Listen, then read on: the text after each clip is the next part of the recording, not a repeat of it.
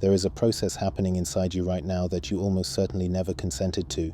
It runs beneath every thought you've ever had, beneath every decision you've believed was yours, beneath every version of reality you've called your life. It's quieter than breathing and far more powerful.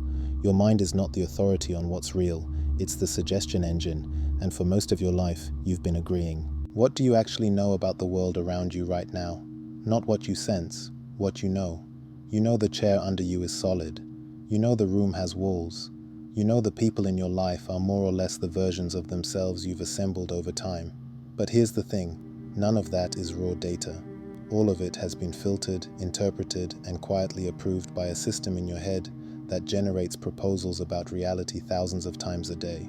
And the proposals it makes are not neutral. They are shaped by everything you've already agreed to. The assumption machine. The mind, at its deepest mechanical level, is probably best described as a pattern completion engine. It receives incomplete information, which is most information, and fills in the gaps with the most statistically likely answer based on what it has seen before. This is not a bug. It is an extraordinary and ancient feature. Without it, you would be frozen every time you walked into a room, paralyzed by the sheer volume of raw sensory data needing evaluation. The assumption fills the gap so you can keep moving.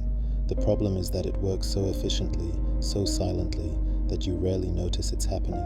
Neuroscientists estimate the brain processes something like 11 million bits of sensory information per second at the subconscious level. Consciously, you're probably handling around 50. That means roughly 10,999,950 bits per second are being processed, sorted, interpreted, and acted upon without your awareness. Your experience of the world, what you call reality, is the compressed, assumption-filled output of that process. It is not the world itself. It is the mind's best guess about the world, rendered as lived experience. So, what exactly is an assumption in the most precise sense? A thought becomes an assumption the moment you stop questioning it. Before that, it's just a proposal, a possibility the mind is offering. But when you agree, even silently, even without noticing you agreed, the thought moves downward. It stops existing as a conscious option and starts existing as a background condition. It becomes part of the architecture. And from that position, it doesn't announce itself. It simply shapes what you see. Think of it this way. If you grow up in an environment where asking for things leads to rejection, your mind generates a working theory. Asking is dangerous. That theory gets tested a few more times, maybe confirmed a few more times, and then, quietly, without ceremony, it stops being a theory and starts being a fact. You don't think, I believe asking for things is dangerous. You just don't ask. The assumption has become invisible by becoming foundational. And from that invisible position, it begins generating the very experiences that confirm it. You don't ask, so you don't receive, so the theory never gets contradicted. Reality loops, the weight of the invisible. This is where the architecture gets genuinely strange. Because once an assumption settles into the background, it doesn't just passively sit there, it actively filters what reaches your conscious awareness. There is a structure in the brain called the reticular activating system, which acts as a kind of relevance gatekeeper. It decides, largely below consciousness, what information gets flagged for your attention and what gets discarded. And it makes those decisions based on what you've already decided matters, based on what you've already assumed is true. You've probably experienced this. You learn a new word, and suddenly you hear it everywhere. You decide to buy a particular car, and suddenly that model appears on every road. The moments that confirm that assumption get flagged and remembered. The moments that contradict it get filtered out before they even reach you. Your reality is not lying to you. It is simply reflecting the assumptions you've handed it to work with. This is probably the most important thing to understand about the mind. It isn't trying to show you what's true. It's trying to show you what's consistent with what you've already agreed is true. It's an extraordinary engine of coherence, not of accuracy. And the world it builds for you will be internally consistent, richly detailed, and deeply convincing. And it may have nothing to do with what's actually possible for you. The architecture of creation. There's a framework that maps this process with remarkable precision, and it goes back much further than modern neuroscience. The ancient idea, found in Stoic philosophy, in Neoplatonism, in various contemplative traditions, and increasingly confirmed by cognitive science, is that reality, as you experience it, flows in a specific direction, from the silent to the spoken, from the invisible to the visible, from assumption to appearance. The framework works roughly like this. At the deepest level, there is awareness itself, the part of you that notices, not the thinking, not the feeling, not the reacting, just the noticing. Below that runs the mental realm, the constant churning generation of thought forms, possibilities, interpretations, stories. And below that, what we call the physical, circumstances, relationships, outcomes, the texture of your daily life. These three levels are not separate boxes. They are the same current moving through different densities, and the direction of flow determines whether you are an author or a repeater. When the flow moves from awareness downward, when you choose what you consider true, and the mind arranges itself around that choice, and circumstances reorganize to mirror it, that is creation. When the flow moves upward, when you see something in your circumstances, and the mind interprets it, and your deep awareness accepts the interpretation as fact, that is conditioning. Both are real processes, both generate experience. The only difference is which end of the chain you're standing at. The thought and the contract. Here is the distinction that tends to shift everything once it's understood properly. There are thoughts, and then there are assumptions, and the distance between them is your agreement. A thought is a proposal. It arrives, sometimes from nowhere obvious, sometimes as a response to something external, and for a brief window it exists as a pure possibility. Just a form in the mental field, not yet real, not yet binding. In that window, something quite remarkable is available. You can simply watch it, not analyze it, not believe it, not argue with it, just observe it. And if you do that, something interesting happens. The thought tends to dissolve. It has no mechanism to persist if it isn't agreed with. But if, in that same window, the thought gets accepted, if awareness nods at it, even unconsciously, it shifts category. It stops being a proposal and becomes a contract. It moves below the threshold of questioning, and from there it begins to run, quietly and continuously, as background software. The circumstances of your life are largely the output of that software, which means the circumstances aren't the cause of your experience. They're the most recent printout. This is probably why the same event can happen to two different people and generate entirely different realities. The event itself carries no fixed meaning. The meaning is supplied by the assumption the mind wraps around it, and the assumption each person reaches for is the one their background software has already loaded. One person loses a job, and the assumption that rises is, "I'm capable of something better." Another person loses the same job, and the assumption that rises is, "I knew I wasn't enough." Same event, different contracts, different futures. The observer who isn't the machine. Which raises a question that's worth sitting with for a moment.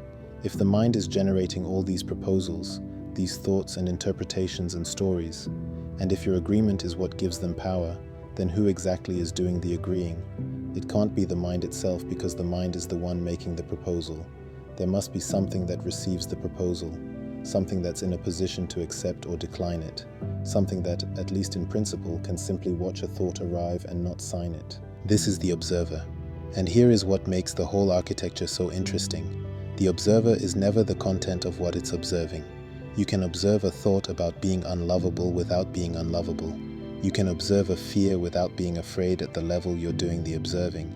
You can watch the mind generate its proposals without being obligated to agree with any of them. The mind is not you, the mind is in you. And that distinction, small as it sounds, is probably the most consequential one available. Once you occupy that position, even briefly, even imperfectly, something in the assumption machine begins to change. Not because you've fought your way to a better set of assumptions, but because you've stepped outside the automatic agreement process altogether. Thoughts come, as they always will.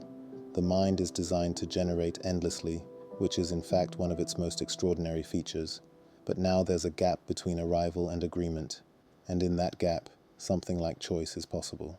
The feedback loop. Understanding the mechanics is one thing. Seeing them in your own life is another, and considerably more useful. The most reliable place to look is anywhere you feel stuck, anywhere the same pattern keeps appearing, anywhere your effort seems to produce the same result regardless of what you change on the surface, because that consistency is not bad luck. It's a sign that the assumption running beneath the surface is more stable than the strategies you're applying on top of it. If your relationships keep following a particular arc, there is probably an assumption about what you deserve, or what others are capable of, or what closeness ultimately leads to, that's generating that arc reliably and invisibly. If your finances keep returning to the same approximate level despite genuine effort, there is probably an assumption about money, about safety, about identity, about who gets to have abundance, that's functioning as a ceiling. The circumstances are the symptom. The assumption is the cause. And addressing the symptom without ever locating the assumption is a little like mopping up water without noticing the tap is still running. The process of locating an assumption is simpler than it might sound, though it does require a particular quality of attention. You look at the area of life where the pattern lives, and instead of asking, "What should I do differently?" you ask, "What would have to be true about me, about the world, about what's possible for this pattern to make sense?" And then you wait, because the mind will answer. It always does. And what it gives you in that moment is a glimpse of the contract that's been running in the background, the silence that designs. There's a question underneath all of this that tends to surface once the mechanics become clear.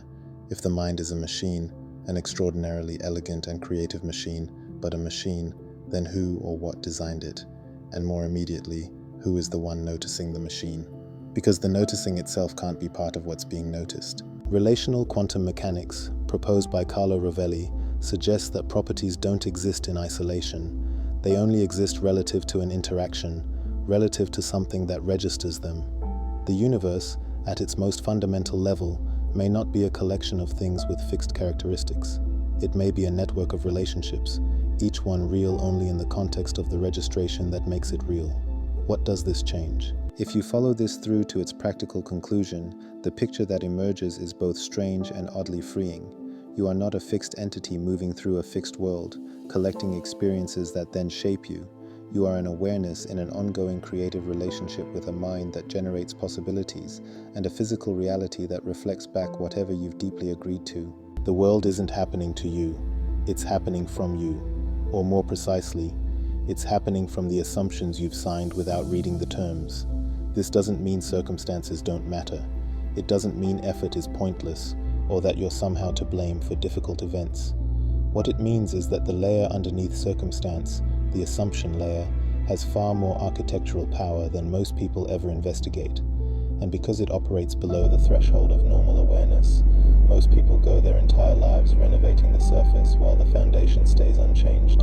The practical shift is not about positive thinking or forcing yourself to believe things you don't believe. It's more subtle than that. It's about learning to catch the window between proposal and contract, noticing when a thought arrives that says, "This is just how things are," or "This is what I'm worth," or "This is what always happens," and recognizing in that moment that what you're being handed is not a fact but an offer. The mind is doing exactly what it's designed to do. It's offering you a definition to inhabit. The question that becomes available once you see that is simply, do you want to inhabit this one? The creative interface. Here's what's probably most worth holding on to. The mind is not a prison. It's not the enemy of clarity or freedom.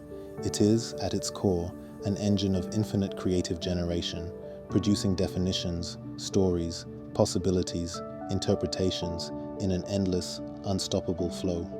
That capacity is extraordinary. It's the same capacity that produces art, science, compassion, humor, and every form of genuine human innovation. The problem was never the generating. The problem was the invisible agreement, the automatic yes before you even knew you'd been asked. When you step into the observer position, even intermittently, even briefly, the relationship to the mind changes completely. It stops being the authority and becomes the instrument. It keeps generating, as it always will, because that's its nature and its gift. But now the generation is available to you rather than happening through you. Thoughts arrive as proposals rather than decrees. Assumptions surface as contracts you can read before signing. And the reality that assembles itself around you begins, however gradually, to reflect something closer to what you've consciously chosen rather than what you've unconsciously agreed to. The architecture was always there. The mind was always doing this. The only thing that changes is whether or not you're watching it happen, and whether,